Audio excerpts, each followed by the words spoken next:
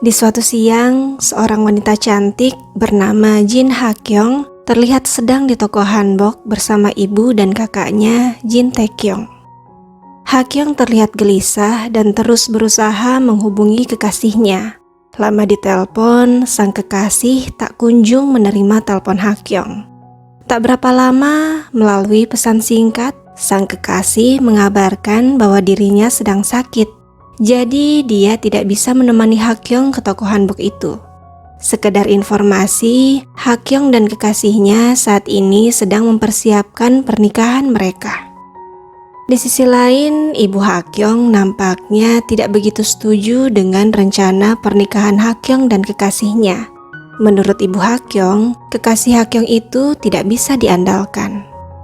Dari toko hanbok, Ibu Ha-kyung dan Tae-kyung membawa Ha-kyung ke seorang peramal untuk mendapatkan ramalan sebelum menikah.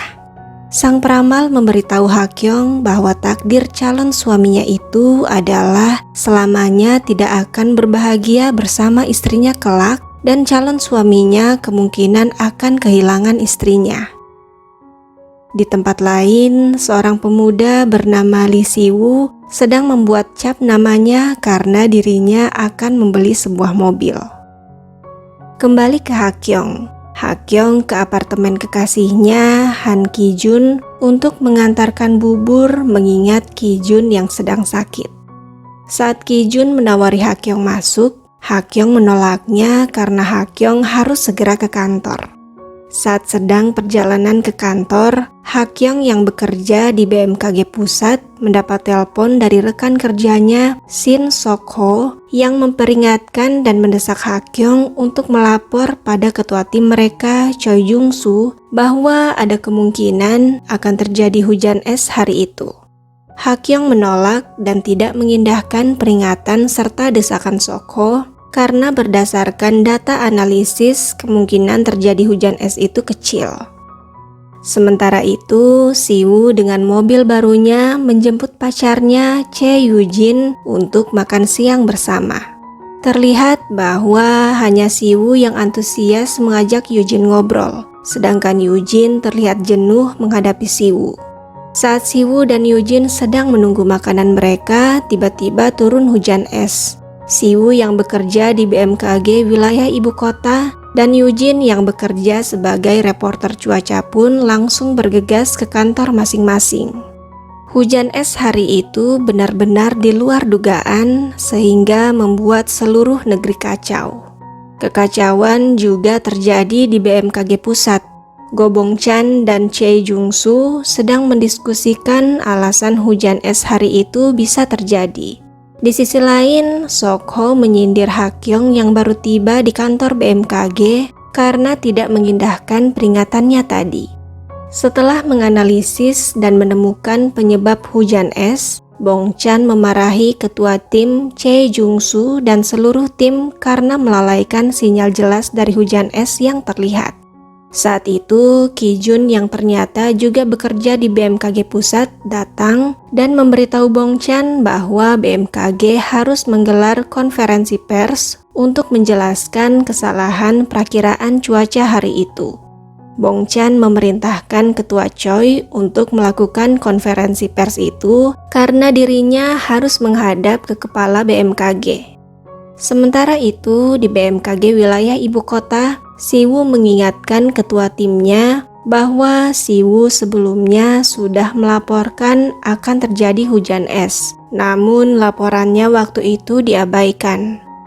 Di kantor BMKG Pusat, Ketua Choi mengalami serangan jantung sampai kolaps, sehingga akhirnya Ha-kyung lah yang menghadapi wartawan dalam konferensi pers.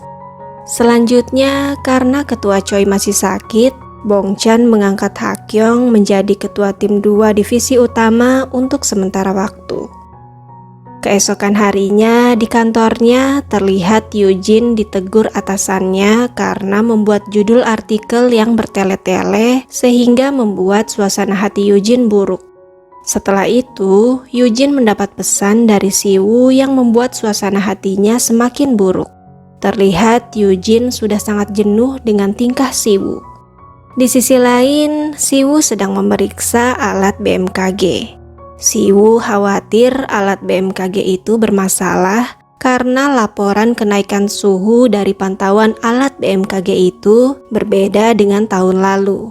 Setelah tidak menemukan kerusakan pada alat itu, Siwoo menghubungi BMKG Gangwon untuk memastikan kenaikan suhu di wilayah mereka. Adegan kemudian berpindah ke BMKG Pusat. Hakyong mendapat telepon dari Taekyong yang memberitahu bahwa uang muka gedung untuk pernikahan Hakyong belum ditransfer oleh Kijun. Belum sempat bicara lebih jauh, Bongchan datang untuk merapatkan perakiraan cuaca hari itu. Rapat diadakan secara terpadu dan online bersama stasiun pusat dan beberapa BMKG. Saat rapat tengah berlangsung, Siwoo datang ke kantor BMKG wilayah kota dan memberitahu bahwa berdasarkan data-data yang ada, menurut analisisnya hari itu akan turun hujan deras di wilayah ibu kota. Donghan dari BMKG Gangwon tidak setuju dengan analisis Siwoo. Menurut analisis Donghan, hujan tidak akan turun hari itu. Siwoo dan Donghan terus beradu argumen yang kuat. Namun, karena presentasi turunnya hujan yang dikemukakan Siwoo terlampau kecil dan landasan Siwoo lemah, jadi BMKG Pusat yang diwakili Hakyong memutuskan bahwa peringatan hujan lebat di area ibu kota akan diputuskan usai dipantau 1 jam lagi. Di sisi lain, Sokho yang mengenal Siwoo karena pernah bekerja dengan Siwoo di Baekhyongdo sebelumnya, cenderung percaya pada hipotesa Siwoo. Saat itu, tiba-tiba Sokho mendapat telepon dari Siwoo yang meminta Sokho agar segera memberi peringatan hujan lebat di area ibu kota karena firasat Siwoo sangat kuat tentang itu. Meskipun awalnya menolak, namun akhirnya tanpa sepengetahuan timnya, Sokho menerbitkan peringatan hujan lebat di area ibu kota dan alhasil Sokho dimarahi Hakyong dan Bongchan karena melakukan hal itu tanpa melapor ke atasan terlebih dahulu. Sokho kemudian beralasan bahwa jika Sokho melapor pun itu akan percuma karena tidak akan digubris oleh atasan seperti yang terjadi saat insiden hujan es kemarin. Sokho menjelaskan bahwa kemarin Sokho sudah melapor ke Hakyong tentang sinyal hujan es yang diperolehnya dari Siwoo. Namun Hakyong mengabaikan hal itu.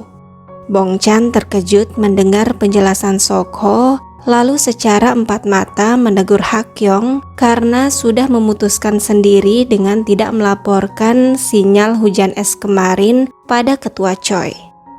Selanjutnya, saat Hakyong keluar dari ruangan Bongchan, Hakyong melihat Sokho yang sedang menelpon Siwoo. Secepat kilat, Hakyong merebut telepon Sokho dan menegur Siwoo lewat telepon. Bukannya takut, Siwoo justru menegur balik Hakyong karena lalai melaporkan sinyal hujan es kemarin. Emosi, Hakyong lalu mendatangi Siwoo ke kantor BMKG wilayah ibu kota. Hakyong dan Siwoo kemudian kembali beradu argumentasi. Hakyong menjelaskan bahwa untuk mengeluarkan satu peringatan cuaca banyak hal yang harus dipertimbangkan. Puluhan miliar bisa lenyap jika BMKG salah menerbitkan satu peringatan cuaca. Selain itu, kesalahan sekecil apapun pada peringatan cuaca yang dikeluarkan BMKG bisa menyebabkan BMKG diolok-olok karenanya. Mendengar itu, Siwoo menyimpulkan bahwa Hakyong hanya memilih jalan aman dengan tidak membuang anggaran negara. Karena benar atau salah perakiran cuacanya, BMKG tetap akan dikritik. Siwoo lalu memberitahu Hakyong agar jangan cemas karena Siwoo yakin hujan akan turun. Dan benar saja, tak lama setelah itu hujan pun turun dan otomatis membungkam Hakyong. Di tempat lain terlihat Yujin yang kebingungan untuk pulang karena mendadak hujan dan dirinya tidak membawa payung. Tiba-tiba seorang pria datang dan menaungi Yujin dengan payung. Yujin tersenyum melihat pria itu seolah sudah mengenal pria itu. Di kantor BMKG wilayah ibu kota, Siwoo menawarkan sebuah payung untuk Hakyong. Namun Hakyong menolak payung itu dan malah membiarkan dirinya basah diterpa hujan saat akan masuk ke mobil. Di dalam mobil, Hakyong menerima banyak pesan dari berbagai pihak yang membatalkan orderan Hakyong terkait persiapan pernikahan Hakyong karena uang muka orderan itu belum dibayarkan. Hakyong pun menghubungi Ki-jun, namun Ki-jun tidak bisa dihubungi. Hakyong lalu pergi ke apartemen Ki-jun dan mendapati Ki-jun, calon suaminya itu, sedang berhubungan intim dengan seorang wanita. Selanjutnya di apartemen Siwoo, Yujin datang dan tiba-tiba meminta putus dari Siwoo. Siwoo terlihat kaget dengan permintaan Yujin itu, namun dirinya tidak bisa berbuat apa-apa. Begitulah bagaimana malam panjang yang disertai hujan itu berlalu. 2 bulan setelahnya terlihat Hakyong sedang jalan-jalan dengan ketua Choi. Kita lalu diajak flashback ke masa sebelum hujan es terjadi. Ternyata saat itu Hakyong sudah berniat melaporkan sinyal hujan es pada ketua Choi, namun karena melihat kondisi ketua Choi yang sedang kurang baik, Hakyong mengurungkan niatnya. Kembali ke masa sekarang, ketua Choi memberitahu Hakyong bahwa dirinya sudah mengundurkan diri dari BMKG. Selanjutnya di kantor BMKG Pusat, Hakyong saat ini mendapat promosi kenaikan jabatan untuk menjadi ketua tim 2 divisi utama menggantikan Pak Choi. Di ruangannya, Bong Chan mengingatkan Hakyong bahwa jika Hakyong menerima posisi itu, maka Hakyong akan tetap sekantor dengan Ki-jun karena Ki-jun tidak jadi dimutasi. Sekedar informasi, saat ini Ki-jun sudah menikah dengan selingkuhannya. Lanjut, untuk membantu Hakyong agar tidak sekantor dengan Ki-jun, Bong Chan menawarkan Hakyong ke Swiss mengikuti pelatihan pejabat eselon 5 di WMO. Terlihat Hakyong masih memikirkan hal itu. Setelah itu, saat Hakyong pulang ke apartemennya, Hakyong mendapati beberapa barang-barang di apartemennya sudah diambil Ki-jun dan itu membuat Hakyong emosi. Hakyong dan Ki-jun kemudian bertemu. Ki-jun menjelaskan bahwa Ki-jun mengambil barang-barang itu karena sebagian dari barang-barang itu, bahkan sebagian dari apartemen yang ditempati Hakyong itu adalah miliknya. Dulu mereka membelinya bersama-sama. Ki-jun juga menambahkan bahwa karena apartemen yang ditempati Hakyong itu atas nama Hakyong dan Ki-jun, Ki-jun akan mengembalikan uang Hakyong yang dulu digunakan untuk membayar apartemen itu, lalu sebagai gantinya apartemen itu menjadi milik Ki-jun sepenuhnya. Hakyong tentu saja menolak klaim itu, karena saat mereka putus dulu, Ki-jun menyebut bahwa apartemen itu adalah kompensasi untuk Hakyong. Ki-jun membenarkan hal itu. Namun setelahnya Ki-jun berkata bahwa sekarang Ki-jun berubah pikiran mengingat harga apartemen itu yang sekarang ternyata sudah naik. Untuk itu Ki-jun meminta membagi 2 hasil penjualan apartemen itu. Hakyong benar-benar tidak habis pikir dengan tingkah mantan pacarnya itu sekarang. Keesokan harinya saat Hakyong sedang di rumah ibunya, ibunya memberitahu Hakyong kalau Hakyong harus bersyukur tidak jadi menikah dengan Ki-jun. Seolah memiliki firasat, sang ibu lalu meminta Hakyong mengurus surat-surat apartemen agar apartemen itu bisa sepenuhnya menjadi milik Hakyong. Setelah itu, saat Hakyong tiba di BMKG Pusat, Hakyong melihat Siwoo yang tidak diizinkan masuk karena lupa membawa KTP dan kartu pegawainya. Hakyong lalu membantu Siwoo agar Siwoo bisa masuk. Setelah berterima kasih pada Hakyong, Siwoo memberitahu Hakyong bahwa selama 2 minggu ke depan, Siwoo ditugaskan sementara di BMKG Pusat sebagai prakirawan cuaca buruk di tim 2 divisi utama. Mendengar itu, Hakyong bergegas ke ruang Bongchan untuk protes masalah Siwoo yang ditugaskan di timnya. Menurut Hakyong, Siwoo bagai bom waktu karena Siwoo itu ceroboh, nekat, dan tidak suka mematuhi sistem kerja. Di ruang tim 2 divisi utama, Siwoo bertemu para pegawai di sana dan tak disangka bertemu Dong-han yang hari itu dimutasi ke BMKG Pusat sebagai prakirawan senior di tim 2 divisi utama. Saat Hakyong akan kembali ke ruangannya, tak sengaja Hakyong melihat Yujin yang sedang ngobrol dengan teman-temannya. Kita lalu diajak flashback ke 2 bulan yang lalu di saat Hakyong memergoki Kijun dan selingkuhannya di apartemen Kijun. Ternyata selingkuhan yang ditiduri Kijun malam itu adalah Yujin. Kembali ke masa sekarang, di ruang tim 2 divisi utama, seluruh tim sedang merapatkan penyebab adanya suhu rendah abnormal yang sedang terjadi saat ini. Setelah mendengarkan pendapat dari semua pihak, diputuskan bahwa kejadian itu hanya fenomena temporer akibat angin dingin dari timur laut yang menguat sesaat. Hakyong sebagai ketua tim 2 kemudian mau tidak mau harus menjelaskan hal itu dalam konferensi pers yang tentunya membuat Hakyong harus bertemu dengan Kijun sebagai juru bicara BMKG dan Yujin sebagai reporter. Setelah konferensi pers, Kijun mengajak Hakyong bicara berdua. Kijun kembali membahas pembagian apartemen mereka. Hakyong tetap tidak mau membagi apartemen itu dan malah berhasil mendebat balik Kijun untuk mengembalikan barang-barang yang diambil Kijun dari apartemen kemarin. Di tengah pembicaraan mereka, tiba-tiba Siwoo datang dan memberitahu bahwa Hakyong dicari Bongchan.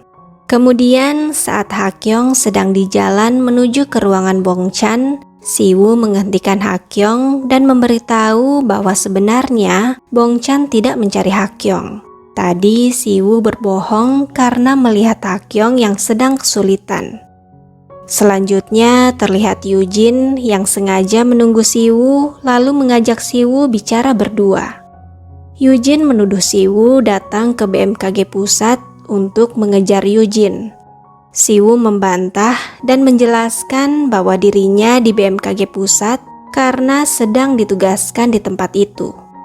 Saat itu Siwoo menyadari bahwa ternyata Hakyong melihatnya dengan Yujin yang sedang mengobrol. Siwoo ingin menjelaskan, namun nampaknya waktunya belum tepat. Sepulang kantor, saat Hakyong tiba di apartemennya, barang-barang yang sebelumnya diambil Kijun akhirnya dikembalikan ke apartemen Hakyong. Dengan segera, Hakyong mengambil foto barang-barang itu dan menjualnya secara online. Keesokan harinya, karena tidak bisa tidur mengingat kelakuan Kijun padanya, Hakyong memutuskan berangkat ke kantornya saat hari masih subuh. Di ruang data BMKG Pusat, terlihat Hakyong sedang sibuk mencari penyebab pasti suhu rendah abnormal yang masih terus terjadi hingga hari itu. Tak disangka Siwoo juga datang di waktu itu. Siwoo lalu membantu Hakyong mencari penyebab pasti dari suhu rendah abnormal itu. Pada kesempatan itu, Siwoo memberitahu Hakyong bahwa sebenarnya Siwoo datang ke BMKG Pusat karena penasaran dengan keadaan Hakyong setelah diselingkuhi Kijun. Siwoo sendiri tahu kalau orang yang merebut pacarnya adalah Kijun dan wanita yang gagal menikah dengan Kijun adalah Hakyong dari obrolan grup BMKG. Kemudian Siwoo bertanya apa Hakyong jadi ke Swiss. Siwoo mengungkap bahwa Siwoo harap Hakyong tidak pergi ke Swiss, terlebih hanya untuk menghindari Kijun. Selanjutnya, Siwoo memberi petunjuk pada Hakyong bahwa kemungkinan suhu rendah abnormal yang terjadi saat ini disebabkan oleh bongkahan es sisa musim dingin di Laut Otosk yang membeku akibat gelombang dingin yang menyerang Siberia di musim dingin lalu yang belum mencair. Hakyong lalu menyampaikan hal itu dalam rapat perakiraan cuaca di tim 2 hari itu. Semuanya baru menyadari hal itu dan setuju tentang apa yang disampaikan Hakyong. Mereka lalu memutuskan untuk menamai fenomena itu sebagai fenomena suhu rendah pertama di awal bulan Mei. Saat akan makan siang, Hakyong bertanya pada Siwoo bagaimana Siwoo tahu tentang bongkahan es tadi. Siwoo menjawab bahwa dia tahu hal itu setelah melihat data yang ada. Kita lalu diajak flashback ke waktu subuh tadi. Terlihat Siwoo yang sedang mengecek data dan menemukan penyebab fenomena suhu rendah abnormal. Pagi itu ternyata Siwoo datang lebih awal dibanding Hakyong. Saat melihat Hakyong, Siwoo menyapa Hakyong dan membiarkan Hakyong mengira bahwa Siwoo baru datang. Kembali ke masa sekarang, Hakyong mendapat telepon dari Taekyong kakaknya yang memberitahu bahwa ada surat yang datang ke rumah mereka. Surat itu berisi persetujuan pembagian hasil penjualan apartemen, setengah untuk Hakyong dan setengahnya lagi untuk Kijun. Setelah mendapat telepon itu, Hakyong langsung bergegas ke ruangan Kijun. Hakyong memanggil Kijun keluar ruangan, lalu tanpa basa-basi langsung menampar Kijun dengan keras di depan banyak orang. Hakyong dan Kijun kemudian saling berdebat dan saling mempertanyakan. Di sini Hakyong membeberkan semua perlakuan menyebalkan Kijun pada Hakyong dan Kijun pun mengungkap bagaimana tersiksanya Kijun saat bersama Hakyong dulu. Mendengar apa yang dikatakan Kijun dan dengan mempertimbangkan hubungan mereka selama 10 tahun, Hakyong akhirnya mengungkap bahwa apartemen Hakyong dan Kijun sudah terjual. Dan Hakyong setuju membagi hasil penjualan apartemen mereka itu, namun tidak dengan presentasi 50% banding 50% karena jika dihitung dari pembayaran yang Hakyong dan Kijun lakukan dulu, bagian Kijun dari apartemen itu hanya 7%, tidak mencapai 50% dari nilai apartemen seperti tuntutan Kijun. Kijun tidak menyangka dan kecewa tentang pembagian real itu. Selanjutnya, Kijun yang berharap Hakyong pergi ke Swiss itu juga harus kecewa lagi karena Hakyong memberitahu Kijun bahwa Hakyong tidak akan pergi ke Swiss.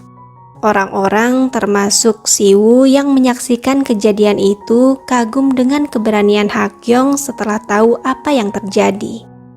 Setelah itu, Hakyong langsung ke ruangan Bongchan dan memberitahu bahwa Hakyong menerima promosinya sebagai ketua tim 2 divisi utama.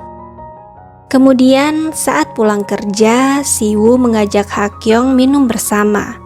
Saat minum bersama, keduanya saling berbagi cerita tentang Kijun dan Yujin.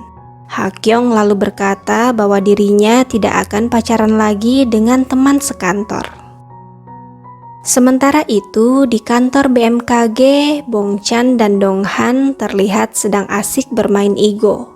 Bongchan memberitahu Donghan bahwa Hakyong memutuskan menerima posisinya sebagai ketua tim 2 divisi utama. Bongchan meminta maaf pada Donghan karena sepertinya Donghan harus kembali bersabar untuk menjadi ketua tim. Mendengar itu, Donghan menanggapi bahwa Donghan ke BMKG pusat bukan karena menginginkan jabatan itu. Malam pun berlalu. Keesokan paginya, Hakyong terkejut karena dirinya terbangun di sebuah tempat tidur bersama Siwoo. Dengan malu-malu, Hakyong lalu meminta maaf pada Siwoo karena dirinya lah yang menyebabkan mereka berdua berakhir di tempat tidur bersama. Siwoo menjawab bahwa itu bukanlah salah Hakyong, karena itu adalah kesepakatan mereka berdua. Di samping itu, apa yang mereka lakukan semalam menyenangkan bagi Siwoo. Selanjutnya, kita diajak flashback ke kejadian semalam. Semalam, setelah minum-minum bersama, dalam kondisi mabuk dan dengan kondisi hati yang senang, Siwoo mencium Hakyong. Tak disangka Hakyong lalu membalas ciuman Siwoo. Ciuman mereka lalu berlanjut ke sebuah hotel dan berakhir tidur bersama. Kembali ke masa sekarang, Hakyong meminta Siwoo melupakan kejadian semalam karena kejadian itu adalah kejadian yang tidak terduga layaknya bencana alam yang tidak sepatutnya terjadi. Hakyong menambahkan bahwa pekan depan keduanya akan sama-sama sibuk. Siwoo akan kembali ke BMKG wilayah ibu kota dan Hakyong akan fokus pada pekerjaannya memimpin tim 2 divisi utama. Jadi Hakyong tidak akan punya waktu untuk hal lain. Selain itu, seperti yang disebutkan Hakyong semalam, rasanya Hakyong tidak akan pernah lagi berpacaran dengan teman sekantornya. Mendengar penjelasan Hakyong, Siwoo mengaku mengerti akan hal itu. Namun kemudian Siwoo berkata bahwa Siwoo tidak akan kembali ke BMKG wilayah ibu kota karena mulai pekan depan Siwoo resmi dimutasi ke tim 2 divisi utama. Jadi selanjutnya mereka akan satu tim. Siwoo lalu menambahkan bahwa Siwoo harap mereka berdua bisa bekerja sama dengan baik ke depannya. Hakyong tentu saja terkejut mendengar itu semua. Di sisi lain, Siwoo lalu meninggalkan Hakyong yang masih dalam keadaan terkejut. Apa yang akan terjadi pada mereka? Nantikan kelanjutannya di episode berikutnya.